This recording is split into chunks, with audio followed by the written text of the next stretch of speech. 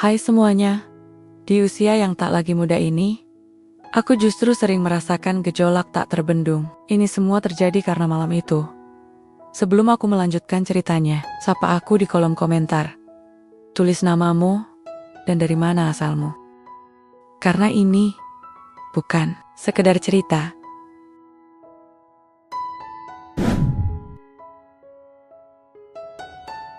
Aku sedang menyapu teras saat kudengar suara mesin mobil tua yang berhenti di depan rumah sebelah. Rumah itu sudah lama kosong sejak pemiliknya meninggal 3 tahun lalu. Rumputnya menjulang, cat temboknya memudar, seperti kenangan yang perlahan ditinggalkan. Aku bahkan sempat mengira rumah itu akan dijual atau dihancurkan saja, tapi hari ini mobil itu berhenti di sana. Suara pintu mobil ditutup pelan. Langkah kaki menjejak jalan setapak.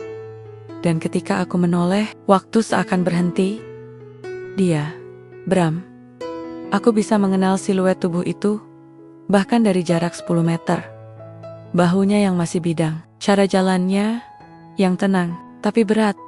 Seperti menyimpan beban hidup dalam setiap langkah. Rambutnya sedikit beruban, dan garis di wajahnya bertambah. Tapi sorot matanya masih sama, hangat, tapi juga menyakitkan. Kami dulu bertetangga, kami tumbuh di jalan yang sama. Hanya dipisahkan pagar pendek dan setumpuk ketidakberanian. Lalu dia menikah dengan sahabatku, pindah ke kota lain, dan hidup masing-masing berjalan seperti sungai yang berpura-pura tak saling tahu arah muaranya. Aku menikah juga. Akhirnya, seorang lelaki baik yang terlalu cepat dipanggil Tuhan. Dan sejak itu, aku sendiri. Dia memandangi rumah itu seperti mengenali kembali sesuatu yang pernah ia tinggalkan. Lalu matanya berpindah padaku. Hanya sejenak, tapi cukup untuk membuat jemariku berhenti menyapu lantai. Kami tak bicara. Aku pura-pura melanjutkan menyapu. Dia pura-pura tak melihat. Tapi udara pagi yang biasanya sunyi, kini terasa berat. Ada sesuatu yang menggantung di antara kami, entah kenangan, entah luka lama, atau mungkin hanya bayangan dari masa yang tak selesai. Setelah beberapa menit, dia masuk ke dalam rumah itu, membuka pintu dengan kunci yang tampaknya sudah lama tak digunting. Dan aku hanya berdiri di sini, di teras rumahku, memandangi jemuranku yang tak terlalu kering, dengan dada yang tiba-tiba menghangat tanpa alasan. Bram kembali. Dan entah kenapa, aku tahu, hidupku tidak akan lagi tenang seperti sebelumnya. Malam harinya, aku duduk di kursi rotan favoritku, mengaduk teh melati yang sudah tak terlalu panas. Dari celah tirai, kulirik rumah sebelah. Lampunya menyala, samar-samar, ada bayangan bergerak di dalam. Mungkin dia sedang membereskan koper, atau membersihkan debu. Atau mungkin dia juga memikirkan aku, seperti aku memikirkan dia. Aku menghela napas panjang. Aku bukan perempuan 25 tahun yang bisa berharap terlalu banyak. Tapi aku juga bukan batu yang tak bisa merasa. Ada ruang kosong di dalam dada ini yang sudah lama tak disentuh siapapun. Dan malam ini, ruang itu terasa lebih hidup, lebih hangat. Seperti ada seseorang yang diam-diam mulai mengetuk. Pagi berikutnya, langit seperti menahan hujan. Mendung menggantung pelen-pelen, menyelimuti atap rumah-rumah kami yang sudah mulai menua. Aku membuka pintu depan, membawa sekeranjang pakaian bersih untuk dijemur di halaman samping. Kebiasaan pagi yang menenangkan sebelum aku memulai hari yang biasanya sepi.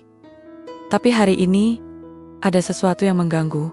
Bukan angin, bukan langit, tapi keberadaan itu. Kehadiran seseorang yang kini hanya terpisah beberapa langkah dari batas tanah rumahku. Rumah Bram. Aku tahu dia ada di sana. Jendela dapurnya terbuka, dan kulihat secercah bayangan lewat. Dia juga mencuci, rupanya, atau sekadar merapikan halaman yang sudah ditumbuhi semak liar. Tapi aku terlalu pengecut untuk menoleh. Aku menggelar ken-ken itu satu persatu. Baju tidur, celana pendek, daster-daster yang sudah pudar warnanya. Semuanya biasa saja kecuali satu. Bra Brenda warna coklat tua. Satu-satunya yang masih terasa hidup. Entah kenapa hari ini aku tidak ingin menjemurnya di balik. Mungkin ingin diuji, mungkin ingin dilihat, mungkin juga aku hanya rindu jadi perempuan. dan seperti sebuah panggilan semesta. Saat aku menggantung pakaian terakhir, kain tipisku terseret angin, melayang ke arah pagar pembatas yang sudah rapuh, lalu jatuh. Tepat di halaman rumah sebelah, aku tertegun. Tepat saat aku hendak melangkah mengambilnya, pintu belakang rumah Bram terbuka. Dia keluar, mengenakan kaos lengan panjang abu-abu dan celana training hitam. Rambutnya agak acak, tapi matanya tajam menatap ke arah jemuran dan lalu ke arahku. Kami kembali saling mematung. Aku, maaf, kainku terbang ke halamanmu, kataku pelan, nyaris tanpa suara. Dia mengangguk. Aku ambilkan. Dan dia berjalan pelan, mengambil kainku yang nyangkut di pinggir pagar. Tapi saat dia hendak menyerahkannya, matanya menangkap kain-kain yang sedang tergantung, termasuk satu yang mungkin seharusnya kututup tadi. Aku melihat bagaimana matanya berubah.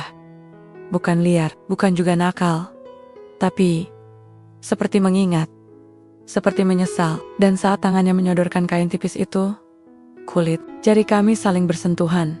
Lama, ganjil, hangat. Terima kasih, ucapku cepat. Lalu aku menarik kain itu dan berpura-pura sibuk membetulkan jemuran. Tapi aku tahu, dia masih berdiri di sana, menatapku. Lama, hingga akhirnya ia berkata, "Dulu, kamu masih pakai pita rambut. Sekarang, kamu tetap cantik. Meskipun rambutmu sudah mulai putih."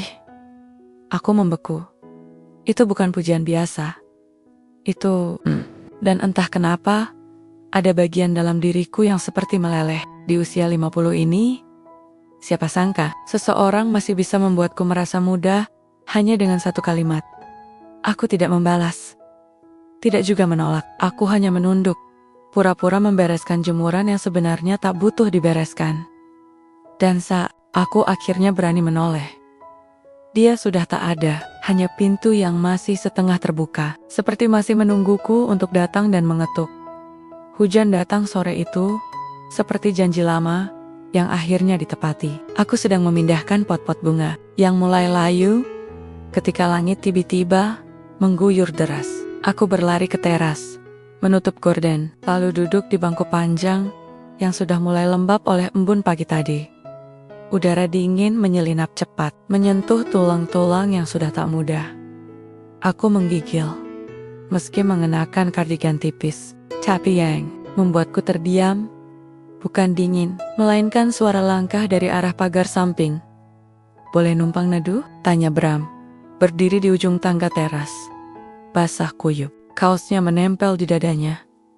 Rambutnya meneteskan air, tapi sorot matanya hangat seperti teh jahe di malam dingin. Aku mengangguk. Pelan. Ia melangkah masuk, duduk di sebelahku. Tak jauh, tapi juga tak terlalu dekat. Hanya cukup untuk membuatku sadar bahwa dia masih mengingat jalan pulang.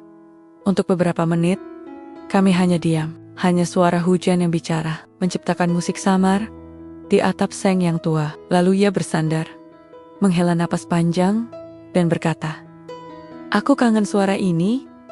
"Suara hujan?" tanyaku tanpa menoleh. "Suara kamu?" Aku nyaris lupa cara bernapas. Aku tertawa kecil, menutupi gugup. Sudah 20 tahun, Bram. Suaraku sudah banyak berubah.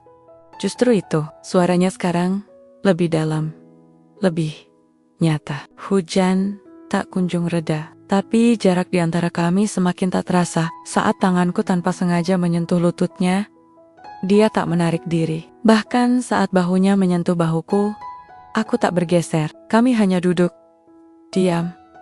Tapi dunia di antara kami bergetar pelan. "Kenapa kamu balik ke sini, Bram?" tanyaku akhirnya. Dia menatap langit. "Karena satu-satunya tempat yang bisa kusebut rumah, ya di sini. Dan karena aku terlalu lelah terus berpura-pura lupa sama seseorang yang dulu belum sempat aku miliki." Aku menoleh. Mataku bertemu matanya, dan di detik itu, dunia seperti berhenti. Hanya ada dua manusia yang menyimpan terlalu banyak yang tak pernah sempat terucap. Hujan di luar turun lebih deras, tapi di dalam teras rumahku ada kehangatan yang justru membuat tubuhku gemetar pelan. Malam itu, tak ada kata cinta. Tak ada janji, tapi kami akhirnya melakukannya. Pertempuran yang cukup melelahkan. Pagi itu, langit terlalu cerah untuk hati yang masih hangat oleh semalam. Matahari naik pelan, menyinari halaman rumah yang masih basah oleh hujan malam tadi. Tapi bukan cuaca yang membuatku sulit bernapas, melainkan kenangan yang terlalu dekat, terlalu baru, dan terlalu dalam. Bram sudah tak ada saat aku bangun. Kursi panjang tempat kami duduk semalam masih lembab, seperti menyimpan sisa kehadirannya. Gelas teh yang tak sempat disentuh masih di atas meja, dan aku masih belum yakin apa yang sebenarnya terjadi. Apakah aku salah? Apakah semalam hanya mimpi, atau bagian dari realita yang tak pernah kuharapkan? Tapi diam-diam kurindukan. Aku menyentuh pipiku sendiri, pipiku yang disentuhnya perlahan malam tadi. Sentuhan yang tak terlalu lama, tapi cukup untuk meninggalkan bekas yang tak bisa hilang oleh air atau sabun. Bekas yang tak terlihat, tapi terasa hingga ke tulang. Kubuka tirai pelan-pelan. Rumahnya tertutup. Tak ada suara, tak ada bayangan. Hanya kesunyian yang kembali merebut tempatnya. Tapi kali ini, aku tahu. Kesunyian itu berbeda, bukan karena tidak ada siapa-siapa, tapi karena hatiku kini sudah mengenali suara lain, suara yang tak lagi bisa diabaikan. Aku berjalan ke dapur, menyalakan air untuk teh. Tapi setiap suara kecil ketel, Young Mendeses. Sendok yang jatuh membuatku tersentak, seperti menunggu sesuatu atau seseorang. Padahal, tak ada yang dijanjikan, tak ada yang diminta, tak ada yang diharapkan. Bukan begitu kan? Aku mencoba mengalihkan pikiran, membuka jendela belakang, menyapu lantai, menyiram bunga. Tapi semuanya terasa hampa, karena satu-satunya hal yang terus menggema di kepalaku adalah bagaimana cara Bram menggenggam tanganku semalam. Bagaimana matanya seakan berkata banyak hal, tanpa perlu menyebut satu kata pun. Dan kemudian aku bertanya pada diriku sendiri, apakah aku menyesal? Anehnya, tidak. Tidak ada penyesalan, hanya rasa takut. Takut ini semua akan hilang begitu saja. Bahwa pagi ini hanyalah jeda sebelum semuanya kembali jadi asing. Aku sudah terlalu sering kehilangan dalam hidup ini. Terlalu sering melihat sesuatu tumbuh, hanya untuk pergi sebelum sempat berbunga. Ketika suara pintu pagar terdengar, jantungku melonjak, langkah kaki mendekat, dan aku seperti perempuan muda yang sedang menanti surat cinta, berdiri di depan pintu dapur tanpa alasan jelas. Tapi itu bukan Bram. Hanya tukang koran lewat, menyelipkan lembaran berita ke pagar besi yang mulai berkarat. Aku kembali duduk, menatap teh yang sudah mulai dingin. Mungkin memang begini caranya. Semalam adalah semalam, dan pagi ini adalah pagi yang harus kujalani tanpa main gera-gera. Apa arti semua yang telah terjadi? Tapi satu hal yang kupastikan, aku tidak menyesal. Karena semalam, untuk pertama kalinya sejak lama, aku merasa hidup kembali. Malam itu, aku tidur lebih cepat dari biasanya. Mungkin karena kelelahan, mungkin juga karena diam-diam, aku ingin mematikan pikiranku sendiri. Pikiranku yang tak henti-hentinya, memutar ulang apa yang terjadi 2 malam lalu. Tapi tidur tak membuat segalanya lenyap. Justru di dalam tidur, aku melihatnya. Seorang perempuan, anggun.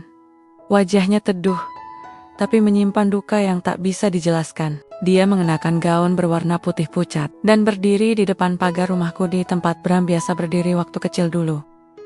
Dia tidak bicara, hanya menatapku, lurus, dalam, seperti sedang menembus semua benteng yang pernah kubangun selama ini. Dan aku tahu siapa dia. Mantan istrinya, perempuan yang pernah jadi sahabatku. Orang yang dulu kucemburui diam-diam, lalu kudoakan diam-diam juga saat aku tahu hidup pernikahannya tidak seindah yang tampak. Dalam mimpi itu, ia tidak marah, tidak juga tersenyum. Tapi tatapannya cukup untuk membuatku terbangun dengan peluh. Dingin membasahi punggungku. Aku duduk di ranjang, napasku berat. Jam dinding menunjukkan pukul 2 dini hari. Sunyi sekali, tapi rasanya tidak sendiri. Bayangannya masih menempel di kepalaku. Wajahnya, matanya, diamnya. Semua seperti menyampaikan sesuatu yang tak bisa kupahami sepenuhnya. Apakah dia marah? Apakah dia kecewa? Atau hanya mengingatkan? Aku berdiri, menyalakan lampu kecil di ruang tengah, lalu berjalan pelan ke dapur, membuka kulkas, menutupnya lagi, mencari alasan untuk tenang. Padahal, hatiku tidak tahu apa yang sebenarnya aku cari. Aku tahu mereka sudah berpisah jauh sebelum dia meninggal. Aku tahu Bram dan dia tidak bahagia di akhir-akhir pernikahannya. Tapi, tetap saja, ada rasa bersalah yang menyeruak diam-diam dari balik dadaku. Kalau saja dia masih hidup, apakah aku berani mencintai Bram seperti ini? Pertanyaan itu menggantung di udara. Tidak ada jawaban, tapi hatiku tak berhenti menggeliat. Perasaan-perasaan lama yang pernah kukubur kini muncul kembali seperti benih yang tak benar-benar mati. Bukan karena aku takut pada arwah atau mimpi, tapi karena aku takut mungkin aku bukan orang yang layak untuk cinta yang datang di usia setengah baya ini. Apalagi cinta yang datang dari seseorang yang masih membawa jejak masa lalu yang rumit. Pagi datang seperti biasa, tapi kali ini aku tidak menyambutnya dengan senyum. Wajahku tetap tenang, tapi pikiranku gaduh saat membuka pintu depan. Pandanganku tanpa sadar tertuju ke rumah sebelah. Masih tertutup, masih sunyi. Dan untuk pertama kalinya sejak dia kembali, aku merasa ragu. Amplop itu datang pagi-pagi sekali, dikirim oleh petugas pos yang sudah jarang terlihat sejak semua orang beralih ke ponsel dan email. Kertasnya agak tebal, warna krem, kekuningan, dengan tulisan tangan yang rapi, dan terlalu akrab untuk diabaikan. Undangan, reuni alumni SMA 1994. Tanganku sedikit gemetar saat membuka amplopnya. Tak tahu, apakah karena usia, atau karena tiba-tiba merasa kembali jadi gadis 17 tahun yang terlalu sering menyembunyikan rasa reuni. Ya, gumamku pelan, membaca nama-nama yang tertera di dalamnya. Beberapa sudah kulupakan, beberapa masih sering kulihat di Facebook, tapi tak pernah kusapa. Tapi satu nama yang membuat dadaku mengetat. Bram Wijaya, dikonfirmasi hadir. Aku duduk di kursi makan, menatap undangan itu, seperti menatap masa lalu yang menolak tidur. Aku tak datang ke reuni manapun. Aku selalu punya alasan untuk tidak muncul. Tapi kali ini, rasanya berbeda. Sore itu, saat aku menggantung jemuran di tali yang sama tali, yang dulu sempat mengantarkan sentuhan tak sengaja, di antara kami Bram, muncul dari balik pagar tembok rapi, kemeja polos, celana jeans tua, rambut disisir rapi. Kamu juga diundang kan? Tanyanya. Suaranya pelan, nyaris seperti takut mengganggu. Aku mengangguk. Aku belum yakin mau datang. Kalau kamu datang, aku juga mau, katanya. Menatapku sebentar, lalu tersenyum. Senyum yang dulu hanya bisa kulihat dari kejauhan, di bangku kelas, atau saat dia berdiri di gerbang sekolah, menunggu seseorang yang bukan aku. Jangan bercanda, jawabku. Setengah tertawa, setengah menolak kenyataan bahwa mungkin aku tak sekuat yang kukira. Aku gak bercanda, katanya lagi. Dulu aku gak berani bilang. Sekarang, kalau gak sekarang, mungkin gak akan pernah. Aku menunduk, tapi dalam hatiku, sesuatu mulai retak. Retak, lalu terbuka. Malam reuni datang. Aula sekolah lama kami berubah jadi ruang nostalgia. Wajah-wajah yang dulu kurasa begitu familiar, kini dipenuhi garis-garis kehidupan. Tapi di antara semua itu, hanya satu yang kulihat paling jelas. Bram, kami tidak terlalu dekat, tidak juga terlalu jauh, tapi jarak kami selalu terjaga oleh sesuatu yang tak pernah diucapkan. Sampai malam itu, saat semua orang mulai membubarkan diri, Bram mengajakku berjalan ke belakang sekolah, tempat yang dulu sering jadi tempat kami diam-diam berteduh kalau hujan datang saat pulang sekolah. Aku dulu suka kamu, ucapnya tanpa basa-basi. Tapi aku pengecut. Kamu terlalu terang buat aku dekati. Aku menoleh, menatap matanya. Dan kamu lebih memilih sahabatku. Ia mengangguk pelan.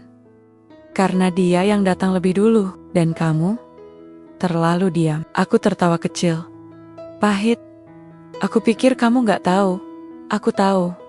Tapi kita sama-sama diam. Dan malam itu, Kami hanya berdiri di bawah lampu taman yang redup. Dua orang dewasa yang pernah saling menahan rasa, kini akhirnya saling bicara. Bukan untuk kembali ke masa lalu, tapi untuk menjemput kembali sesuatu yang dulu hilang sebelum sempat tumbuh. 3 hari setelah malam reuni itu, aku belum lagi melihat Bram. Rumahnya sepi, tirai tertutup. Mobilnya tak ada di garasi, tapi tak ada kabar. Tak satu pesan pun masuk ke ponselku. Padahal, kami bukan siapa-siapa. Kami tidak berpacaran. Kami tidak menjalin apapun yang jelas. Tapi perasaan ini ganjilnya menyerupai kehilangan. Aku menepisnya berkali-kali. Menyibukkan diri dengan urusan rumah. Menyapu yang tak kotor. Mencuci piring yang belum dipakai.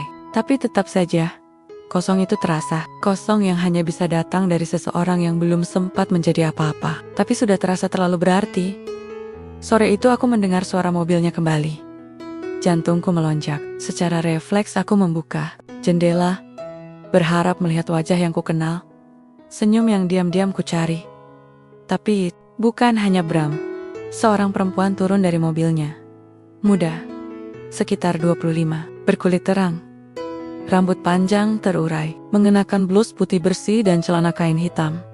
Cantik. Terlalu cantik untuk tidak diperhatikan. Mereka tertawa, kecil, di depan pagar, tawa yang ringan, dan dekat. Aku tidak tahu siapa dia, tapi rasa itu datang begitu saja.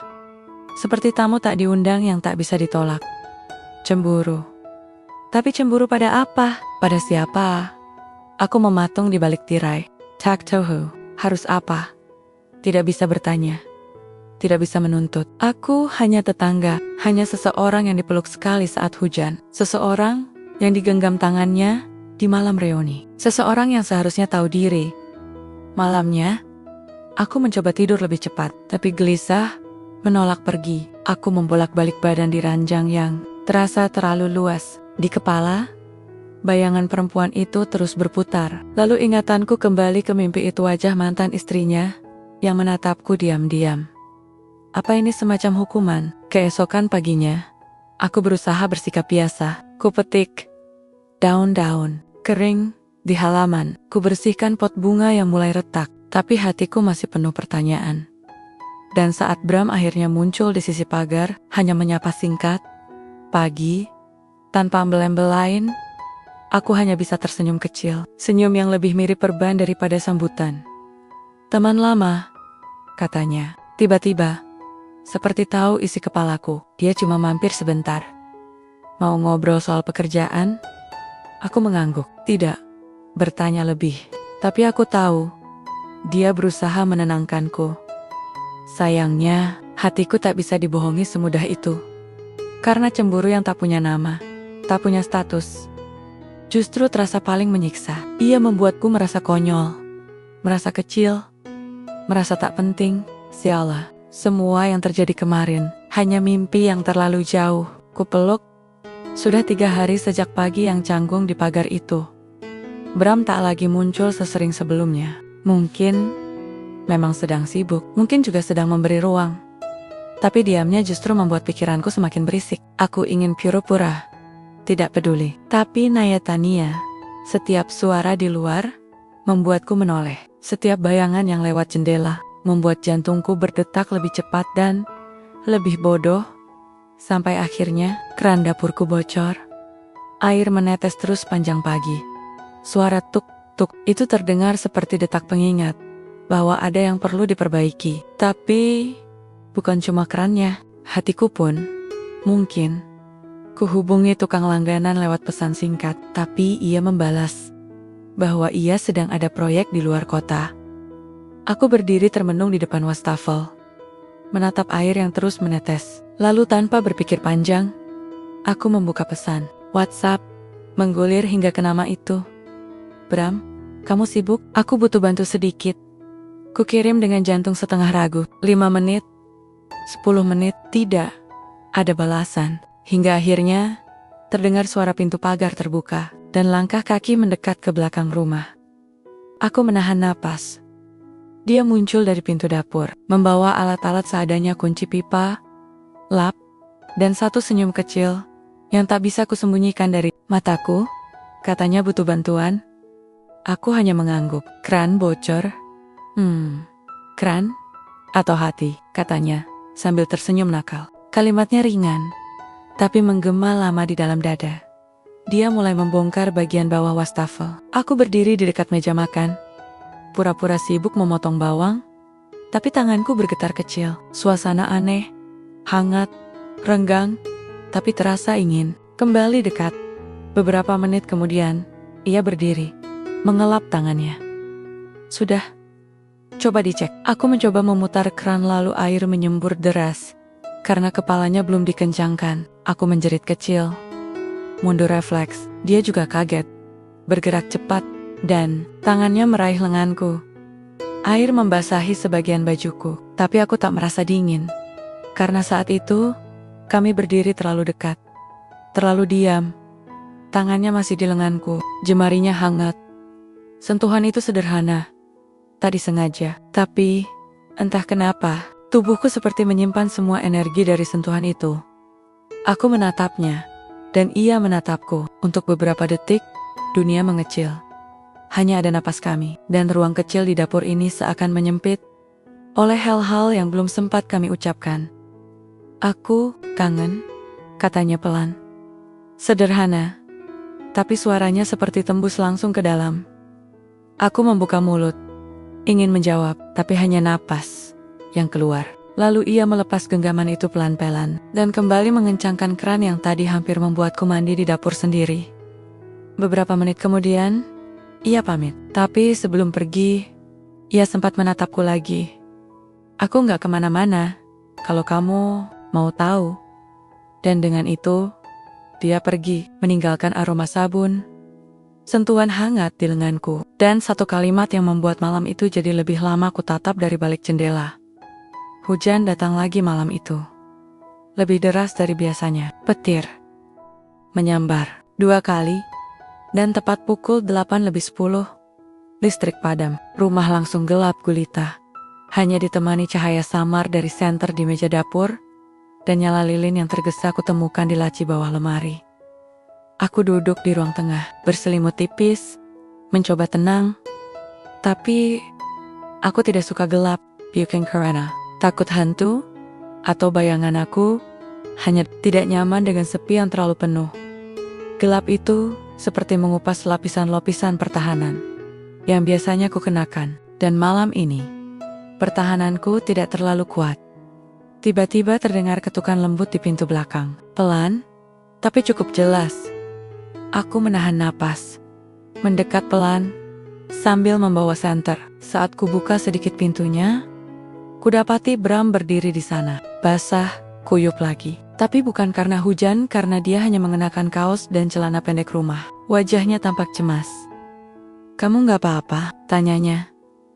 Aku mengangguk. Listrik padam. Aku tahu. Rumahku juga. Tapi entah kenapa, aku ngerasa kamu takut. Aku diam, lalu membiarkan pintu terbuka lebih lebar. Ia masuk tanpa suara, menutup pintu di belakangnya. Hanya ada satu lilin di meja makan, dan cahaya dari luar terlalu temaram. Tapi aku bisa melihat sorot matanya. Tenang, tapi menyimpan sesuatu. Kamu sendiri? Tanyanya. Selalu, jawabku pelan. Ia duduk di sampingku, tidak berkata apa-apa lagi.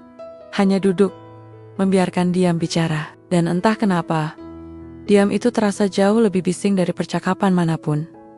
Tanganku dingin, tubuhku menggigil pelan, lalu ia menoleh ke arahku. Boleh, katanya. Hanya satu kata. Tapi aku tahu maksudnya, dan aku tak menolak. Akhirnya adu jurus kuncian kembali terjadi. Dan kali ini, lebih hebat dari malam itu. Kami tak bicara setelahnya. Dia tinggal sebentar, lalu pergi sebelum hujan reda. Tapi saat aku berdiri di depan pintu setelah menguncinya, aku tahu sesuatu telah berubah. Bukan hanya di antara kami, tapi di dalam diriku. Aku bukan lagi perempuan yang menunggu.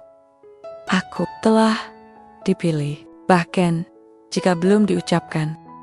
Sudah 2 hari sejak malam listrik padam itu, 2 hari sejak pelukan yang terlalu jujur, untuk dianggap sekadar pelarian. 2 hari sejak tubuhku berhenti gemetar karena dingin, dan mulai bergetar karena perasaan yang tak bisa lagi kusebut samar. Aku belum bicara pada Bram lagi sejak malam itu, tapi bukan karena ingin menjauh. Hanya, kami tahu, ada sesuatu yang sudah terucap tanpa suara, dan kadang, diam yang tenang, jauh lebih berarti daripada percakapan panjang yang berisik. Hingga siang itu, aku melihatnya lagi. Perempuan muda itu. Dia berdiri di depan rumah Bram, membawa kantong kertas besar mungkin belanjaan atau bekal. Rambutnya terikat rapi, kulitnya cerah, langkahnya percaya diri. Ia tidak terlihat seperti tamu yang datang sesekali. Ia seperti bagian dari rumah itu. Aku hanya menatap dari balik jendela. Lama, Bram keluar dengan kaos putih dan celana pendek. Ia tersenyum saat menyambut perempuan itu. Senyum yang pernah ia berikan padaku kini tampak melayang ke arah orang lain. Mereka mengobrol sebentar di teras. Lalu perempuan itu masuk ke dalam rumah. Tanpa ragu, tanpa pamit. Dan saat pintu tertutup, sesuatu dalam diriku ikut tertutup juga. Aku kembali duduk di meja makan. Teh yang tadi hangat kini sudah hambar. Tapi bukan tehnya yang membuatku ingin menangis, melainkan kenyataan bahwa aku tak bisa bertanya. Aku bukan Siopo Sayopania. Aku tak punya hak untuk merasa sakit. Tapi nyatanya, hatiku seperti diremas dari dalam. Beberapa jam kemudian, aku mencoba menepis perasaan itu. Ku ambil sapu, ku bersihkan teras, ku pindahkan pot ke tempat yang baru. Apa saja, asal tanganku bergerak, asal pikiranku tak memutar ulang wajah perempuan itu yang masuk ke rumah Bram dengan mudahnya. Saat aku sedang menyiram bunga, Bram muncul di pagar. "Hai," sapanya seperti biasa. Tapi, ada sesuatu di wajahnya yang tak seperti biasa. Ada kegugupan, atau mungkin kesadaran bahwa aku tahu. "Kamu sibuk?" tanyaku datar. "Baru selesai," jawabnya. "Tadi adikku datang. Dia mampir nganter makanan." Aku menoleh cepat. "Adik?" "Iya, yang paling kecil. Dia tinggal di Jakarta, baru pulang dari tugas luar negeri. Katanya mau numpang istirahat beberapa hari." Aku menahan napas. Membiak, kalimat itu menenangkan hatiku. Tapi separuh diriku masih belum percaya. Entah karena aku terlalu cemburu, atau karena aku sudah terlalu sering ditinggal. "Dia cantik," kataku akhirnya. Bram tersenyum. "Iya. Tapi tetap kamu yang bikin aku pengen pulang." Aku tak menjawab. Tapi saat dia tersenyum seperti itu, senyum yang hanya muncul kalau ia merasa sungguh ada bagian dari diriku yang luluh kembali. Cinta itu aneh. Bisa membuatmu sakit hanya karena pikiran, tapi juga bisa menyembuhkanmu hanya karena sebuah penjelasan sederhana. Aku bukan tipe orang yang suka begadang. Usia 50 bukan lagi waktu yang pas untuk main tebak-tebakan dengan kantuk. Tapi malam itu, entah kenapa, mataku menolak tertutup. Mungkin karena suasana terlalu sunyi, atau karena aku baru menyadari hatiku sudah terlalu dalam berada di ruang yang tidak pasti. Lalu ponselku berdering. Waktu menunjukkan pukul 12 malam. Lewat 47 menit. Nomor tidak dikenal. Tidak ada nama, hanya deretan angka yang asing. Aku menatap layar lama.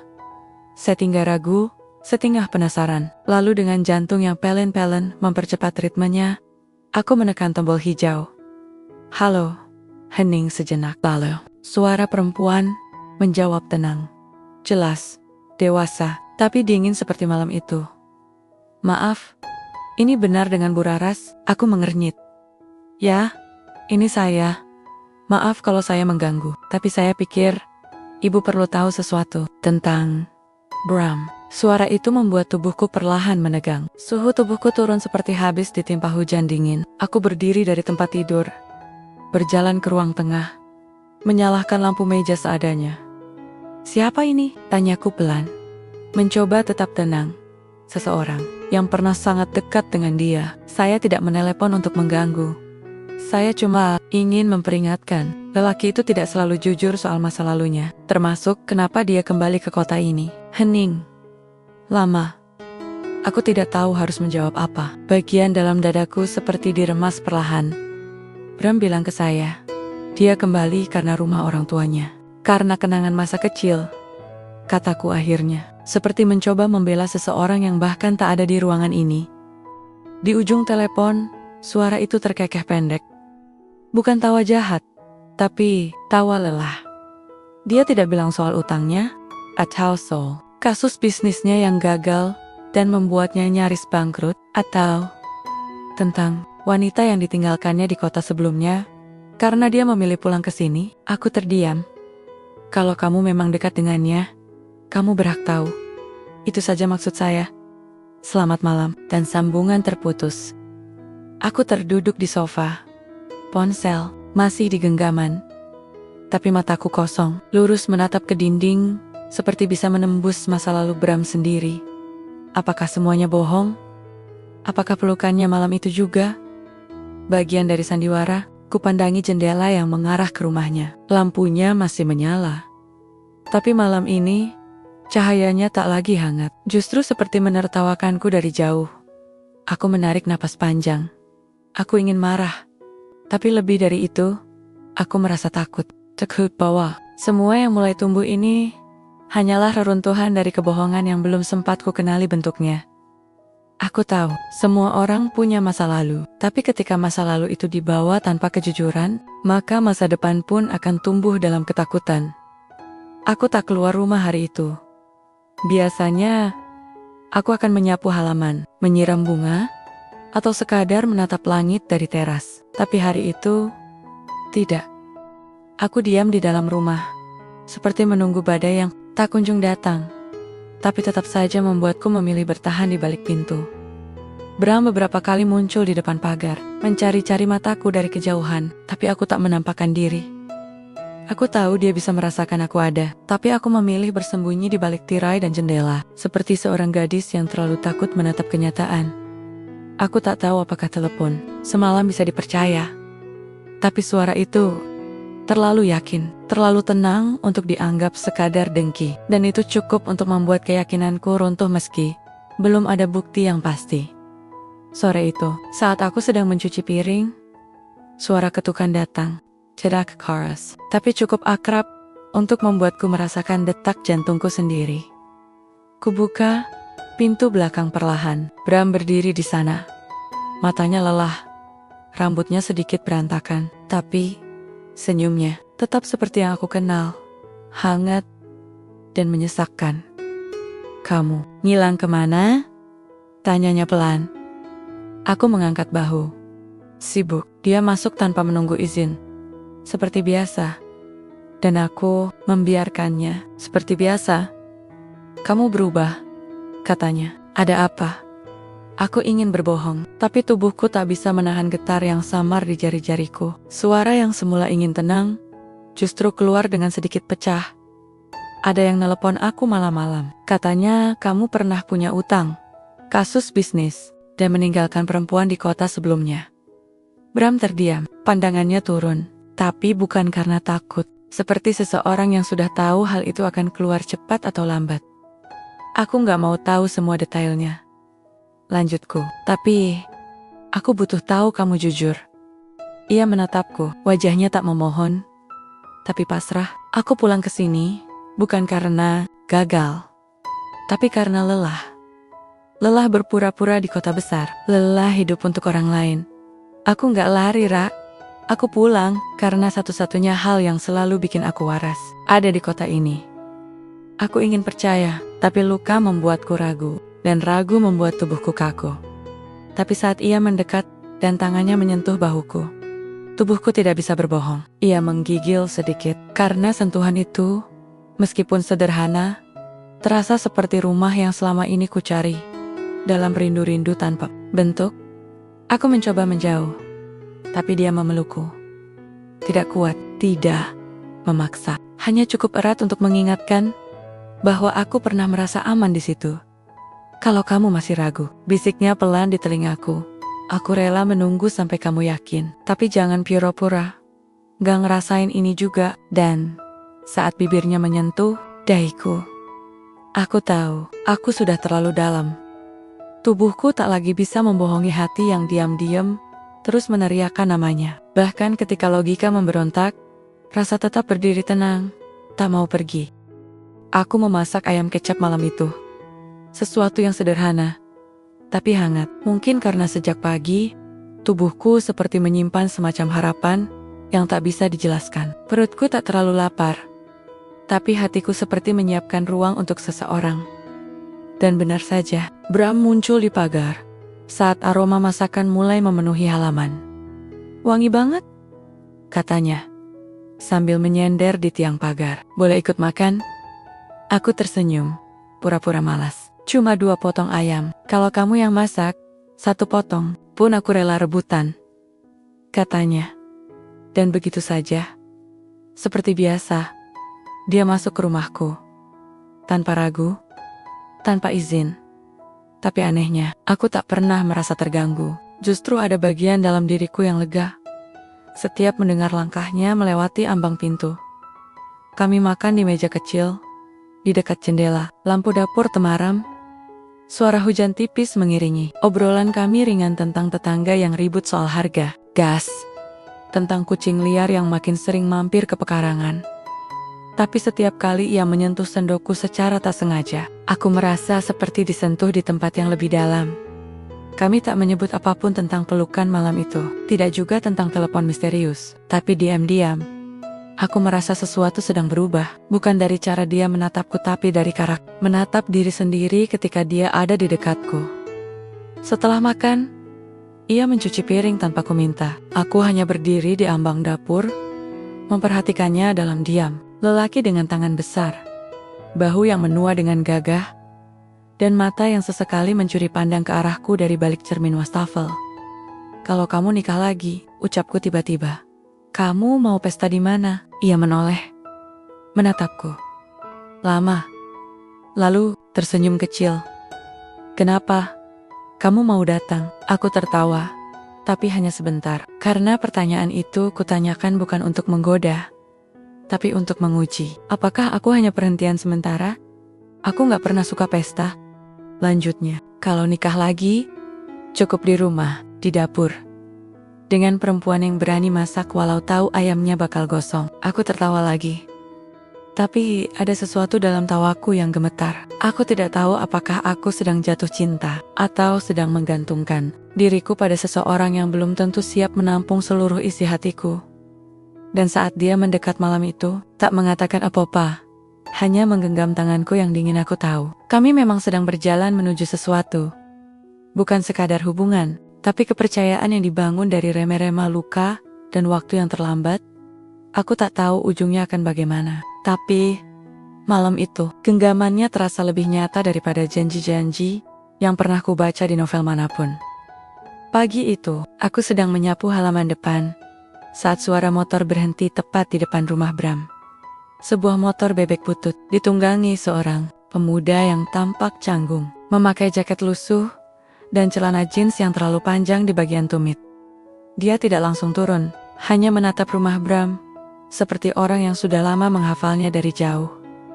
Aku memperhatikan dalam diam, karena entah kenapa, hatiku langsung merasa ada yang tidak biasa. Insting perempuan, atau mungkin hanya rasa was-was dari cinta yang mulai belajar percaya. Beberapa menit kemudian, Bram membuka pintu depan. Ia tampak baru bangun, kaos putih dan celana pendek, rambut masih berantakan. Tapi yang membuatku tercekat adalah ekspresinya saat melihat pemuda itu. Dia terdiam, tidak bergerak, hanya menatap, seolah dunia berhenti sebentar. Lalu si pemuda turun dari motor, mendekat pelan. Aku tak mendengar jelas percakapannya, tapi aku melihat tangan pemuda itu mengeluarkan sesuatu dari saku jaketnya, foto kecil yang diberikannya pada Bram. Foto usang, seperti foto lama dari dompet yang sudah berkali-kali basah dan kering. Bram mengambilnya dengan tangan yang mulai gemetar. Matanya menatap lekat foto itu, lalu menatap wajah si pemuda, dan pelan-pelan rahangnya mengencang. Ada sesuatu yang disimpannya rapat, terlalu rapat selama ini. Aku tak tahu berapa lama mereka berdiri di sana, sampai akhirnya si pemuda bicara, dan aku bisa menangkap sepenggal kalimat itu dari kejauhan. "Aku anakmu, Pak." Seketika, dunia di sekitarku mengecil. Suara sapu di tanganku berhenti. Udara pagi yang tadi sejuk tiba-tiba berubah dingin, menusuk, Bram tak menyangkal. Dia tak melawan, tak mengusir, hanya menghela napas panjang, menunduk, dan menepuk bahu si pemuda itu perlahan, dan saat mereka masuk ke dalam rumah, pintu tertutup, dan aku berdiri sendiri di halaman, mematung, menyadari bahwa cinta di usia senja tidak membuatmu bebas dari kejutan. Aku menutup tirai jendela hari itu lebih awal. Tak menunggu sapaan, tak menunggu penjelasan, karena yang paling menyakitkan bukanlah rahasia itu sendiri, tapi kenyataan bahwa aku tidak pernah menjadi cukup dekat untuk dipercayai sebelum semuanya terbongkar. Malamnya, ponselku bergetar. Pesan dari Bram. Aku bisa jelaskan besok sore, kalau kamu mau. Tapi aku tak langsung membalas. Aku butuh waktu, bukan untuk marah, tapi untuk memastikan bahwa hatiku tak kembali patah oleh kejujuran yang datang terlalu terlambat. Sore itu langit murung, mendung, menggantung seperti seseorang yang ingin menangis, tapi masih menahan. Aku hampir tak keluar rumah hari itu, tapi tubuhku seolah berjalan sendiri menuju pagar, menuju rumah sebelah. Bram menungguku di teras. Ia duduk diam, sendirian, tak membawa senyum, tak juga memaksakan basa-basi. Aku duduk di hadapannya. Kami tak terlalu jauh, tapi terasa seperti ada tembok tak kasat mata di antara. Beberapa detik hanya diisi oleh suara angin dan detak jantung yang entah milikku atau miliknya. Namanya Galang, ucap Bram pelan. Akhirnya, aku diam, mendengarkan. Kenal ibunya bertahun-tahun lalu. Di antara pernikahanku yang retak, aku bukan suami yang setia waktu itu, Ra. Aku manusia yang penuh cacat. Aku tak bangga bilang ini, tapi aku tak ingin kamu mendengar dari orang lain. Aku menunduk. Dadaku sesak, tapi aku tak menjerit, tak menangis, karena anehnya, mendengar kejujuran yang telanjang seperti ini justru membuatku lebih kuat. Ia hamil, tapi aku pengecut. Aku tak siap. Aku pulang ke rumah, mencoba memperbaiki pernikahan, tapi itu juga gagal. Dan Galang dibesarkan tanpa aku tahu persis. Sampai 2 minggu lalu, dia mencariku. Matanya lelah. Tapi jujur, tak ada pembelaan, tak ada tipu. Aku ingin marah, kataku pelan. Suaraku nyaris tak terdengar, tapi tubuhku justru ingin memeluk kamu. Ia terkejut. Aku tak tahu siapa yang memulai, tapi untuk kesekian kalinya, kegiatan indah yang melelahkan itu terjadi lagi. Pagi itu aku sedang melipat pakaian di ruang tengah ketika suara bel berbunyi. 2 kali, pelan tapi tegas, seolah tak sabar tapi tetap sopan. Aku membuka pintu dengan rambut setengah dikuncir, masih mengenakan daster panjang, dan di ambang pintu berdirilah perempuan yang tak pernah berubah dari sejak aku kecil. Ibuku. Wajahnya masih sama, tegas, rapi, dan dingin dalam caranya sendiri. Rambutnya sudah putih seluruhnya, tapi cara dia berdiri masih tegak seperti dulu. Saat memarahi aku yang pulang terlambat saat remaja, "Surprise," katanya pendek. Tanpa senyum, aku terdiam sesaat, lalu mundur mempersilakannya masuk. "Ibu, tumben, aku bosan di rumah, dan aku mimpi kamu 3 malam berturut-turut. Itu biasanya tanda ada yang gak beres." Aku tertawa canggung, menyembunyikan gelisah, seolah rumah ini belum cukup bersih dari jejak Bram. Seolah tubuhku sendiri belum cukup dingin dari pelukannya. "Semalam, ibu mau teh?" tanyaku sambil ke dapur. "Teh pahit, kayak biasa. Dan kamu, jangan kasih gula, kayak waktu kamu masih sekolah dulu," katanya. Bahkan komentarnya masih terasa seperti teguran, bukan obrolan. Kami duduk di ruang tengah. Aku di ujung sofa. Ibu di kursi rotan kesayanganku yang ia pilihkan 10 tahun lalu waktu aku baru pindah ke sini. "Siapa lelaki yang sering bolak-balik ke rumah sebelah itu?" tanyanya. Tiba-tiba, aku terdiam, jantungku melonjak. "Bram," jawabku akhirnya. "Dia duda. Umurnya 5 tahun di bawahku." Ibu mengangguk pelan, tapi nadanya tak menyiratkan penerimaan. Lebih seperti penghakiman diam-diam. "Ibu cuma mau bilang satu hal," katanya, sambil menatapku lurus. Kamu sudah tua, tapi bukan berarti harus panik dan menggenggam siapapun yang mampir. Apalagi kalau dia datang dengan masa lalu yang penuh tambalan. Aku meletakkan gelas tehnya ke meja. Tanganku mulai gemetar, tapi aku tak mau menunjukkan. Aku gak panik. Jawabku pelan. Aku cuma jatuh cinta. Di umur segini? Tanya ibu, nyaris tertawa. Kamu bukan anak SMA lagi, Raras. Dan kalimat itu seperti pisau tajam, runcing, dan dingin. Tapi anehnya, bukannya sakit, aku merasa marah. Apa karena umur? Kita harus berhenti merasa. Aku menatapnya. Kali ini tak ingin mengalah. Berhenti jatuh cinta, berhenti. Dicium, dipeluk, dimengerti. Ibu tak menjawab, hanya memandangku dengan mata yang dulu sering kupeluk saat aku menangis di usia 7 tahun. Tapi kali ini, aku tahu, ia tak mengerti, atau tak mau mengerti. Kami duduk dalam diam cukup lama, hingga akhirnya ia berkata, "Kamu perempuan kuat. Jangan lemah hanya karena pelukan." Dan saat ia pamit sore harinya, aku tak menangis. Aku hanya menatap bayangannya yang perlahan menjauh di balik gerbang. Tapi dalam hati, aku tahu, aku sedang berdiri di tengah perbatasan paling rumit antara jadi anak dan jadi perempuan. 2 hari setelah ibu pulang, rumah kembali hening, tapi tidak kosong. Justru terasa lebih berat. Kata-katanya menggantung seperti debu halus yang tak bisa dibersihkan. Hanya dengan sapu dan pel lantai, aku belum bicara banyak dengan Bram sejak malam itu. Bukan karena marah, hanya butuh jeda. Kadang cinta pun butuh diam untuk mengendapkan.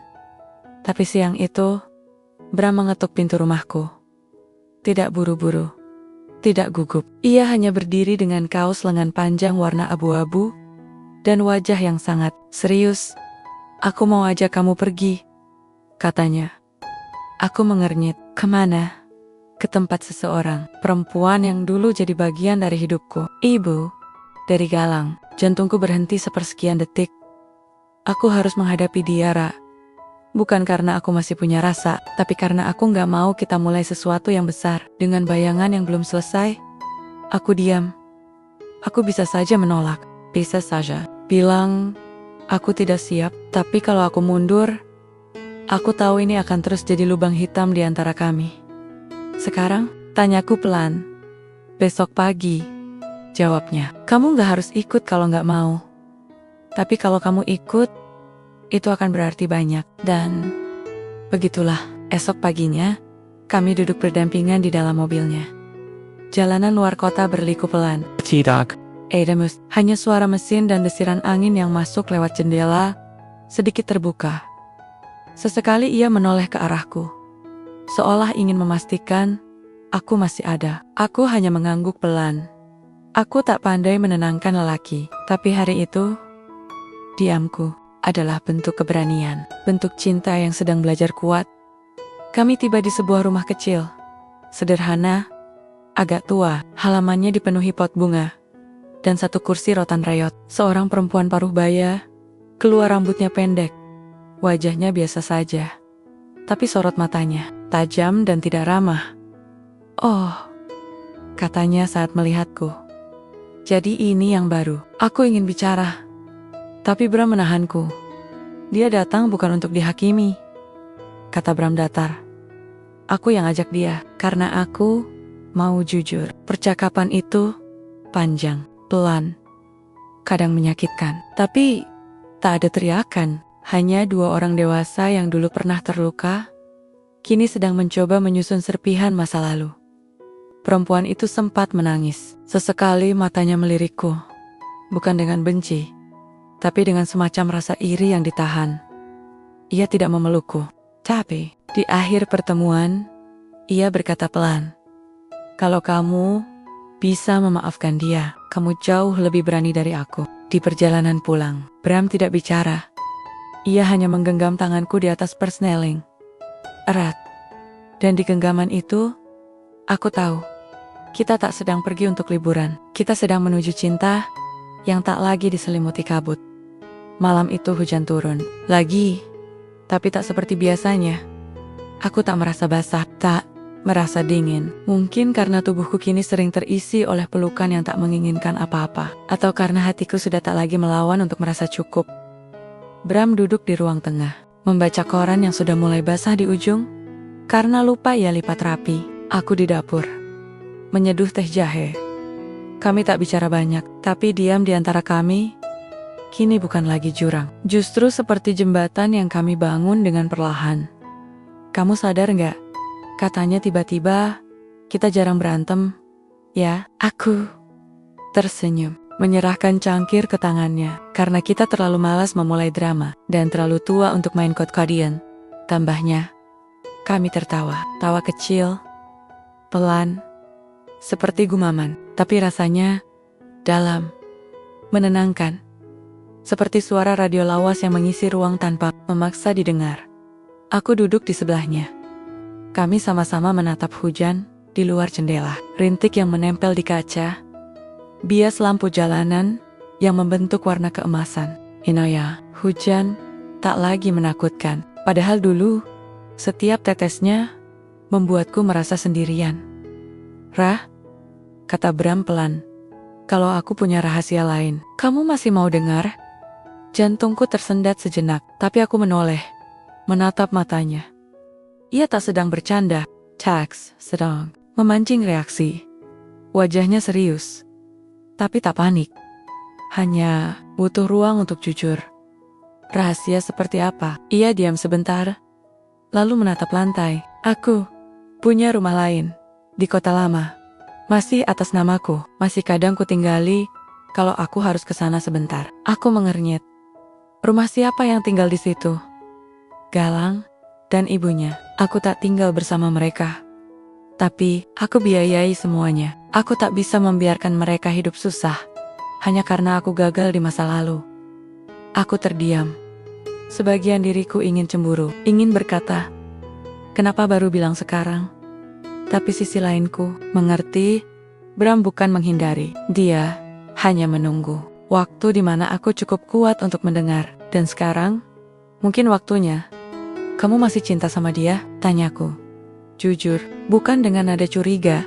Hanya ingin tahu di mana aku berdiri. Tidak, jawabnya cepat. Tapi aku akan selalu merasa bertanggung jawab. Dan aku tak ingin kamu merasa kalah oleh rasa itu. Aku menarik napas panjang lalu menanduk. Lalu, bersandar ke pundaknya pelan. Selama kamu pulang ke sini.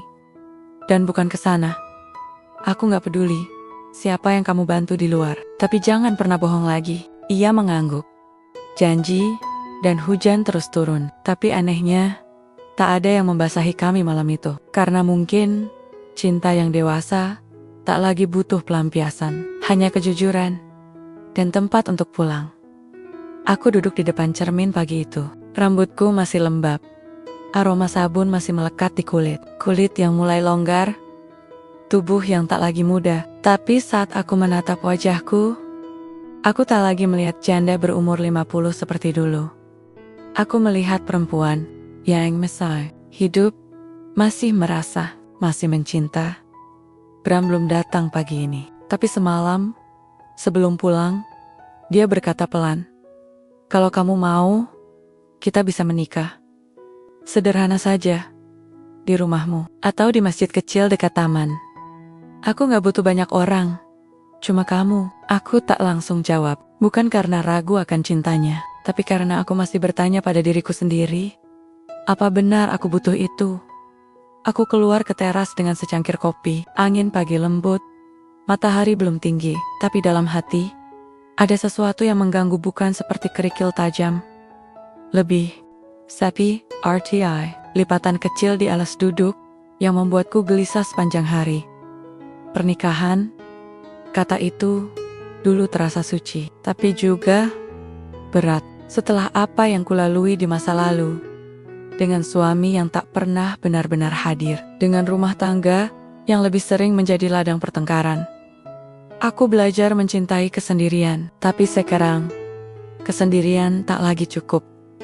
Tapi itu berarti aku harus menikah. Apakah pelukan Bram tiap malam tidak sah tanpa ikatan itu? Apakah cangkir teh yang kubuatkan untuknya tak punya makna karena belum disahkan oleh penghulu? Aku menulis di buku harian hari itu. Halaman yang kutulis penuh, berantakan, seperti pikiranku. Dan di ujungnya aku tulis satu kalimat. Mungkin aku hanya ingin menjadi milik seseorang, tanpa harus dimiliki dengan cara yang semua orang paham. Siang harinya, Bram datang. Ia membawa bunga liar dari pinggir jalan, disatukan dengan pita kecil dari kantong plastik bekas. Aku tertawa kecil saat menerimanya. Jadi, katanya, kamu mau nggak jadi istriku? Aku menatap matanya. Lelaki, setengah baya, penuh luka, penuh bekas, tapi juga penuh ruang untuk halus dan jujur. Aku menyentuh tangannya. Hangat, manusiawi. Aku nggak tahu, Bram. Jawabku jujur. Aku tahu aku nggak mau sendiri lagi. Tapi aku juga takut. Kalau menikah, kita jadi lupa cara saling butuh. Dia tak marah, tak kecewa, hanya mengangguk pelan. Kita bisa tetap bersama, dengan atau tanpa status. Aku gak butuh kertas, aku butuh kamu. Tiap pagi. Itu saja. Dan mungkin itu cukup. Karena cinta yang dewasa bukan tentang pamer cincin atau undangan, tapi tentang dua orang yang saling memilih setiap hari, bahkan saat tak ada orang lain yang tahu. Hari ini aku memasak sup ayam kesukaan Bram. Tidak ada alasan khusus, hanya karena aku ingin. Dan itu hal paling jujur yang bisa aku lakukan sejak lama. Bram duduk di kursi rotan kesayanganku, yang dulu selalu ditempati ibu setiap kali datang. Sekarang, beliau jarang mampir lagi. Mungkin karena aku tak lagi terlihat sendirian. Atau karena beliau sudah mulai menerima bahwa anaknya, yang dulu sering dianggap terlalu dingin untuk dicinta lagi, ternyata masih bisa mencintai. Bahkan, mencintai ulang dirinya sendiri. Galang kadang datang, kadang tidak, tapi hubungan mereka perlahan membaik. Bukan dengan pelukan dramatis, tapi dari hal kecil. Bram kini belajar menyebut namanya tanpa beban. Dan aku belajar menjadi perempuan yang tidak merasa kalah oleh masa lalu seseorang. Hari ini, hujan turun sebentar lalu berhenti. Seperti hidup, kadang hanya ingin menyapa, bukan mengganggu. Aku menaruh semangkuk sup di meja, lalu duduk di samping Bram. Ia menggenggam jemariku. Pelan, ringan, tapi terasa. Seolah tubuh kami sudah paham betul bahwa cinta di usia ini tak perlu meledak-ledak. Cukup terasa, cukup ada. Kita nggak jadi nikah? Tanyanya sambil menyeruput sup. Aku tertawa pelan. Kita udah menikah kok. Versi kita. Ia tersenyum. Jadi, kita sah. Di mata siapa? Tanyaku sambil mencubit pelan pahanya. Ia tertawa juga. Di mata perut? Udah, karena tiap hari kamu kasih makan, kami tapi di sela canda itu, aku tahu. Kami memang sudah menikah, tidak dengan akta, tidak dengan pesta, tapi dengan komitmen yang dibangun pelan, dengan luka yang diterima, dengan pagi-pagi biasa yang diisi dengan obrolan ringan, dan kopi hangat. Rumah ini tak lagi terasa kosong, bukan karena ada lelaki yang mengisinya, tapi karena aku akhirnya berhenti mengosongkan diri sendiri. Aku pernah takut dicintai, takut terlalu tergantung, tapi kini aku tahu, menjadi milik seseorang bukan berarti hilang. Kadang, justru itu yang membuat kita kembali utuh. Senja menuruni langit seperti biasa, tapi kali ini, aku menatapnya dari dalam rumah. Rumah yang dulu penuh kenangan kelabu, kini dipenuhi warna-warna baru. Pelan tak mencolok, tapi nyata. Dan aku tahu, di sisa umurku, aku tak perlu lagi mencari tempat pulang. Karena rumah itu sudah kutemukan. Di dalam tubuhku, di dalam hati Bram. Dan di antara hari-hari biasa yang kami bagi. Tanpa janji, tanpa paksaan.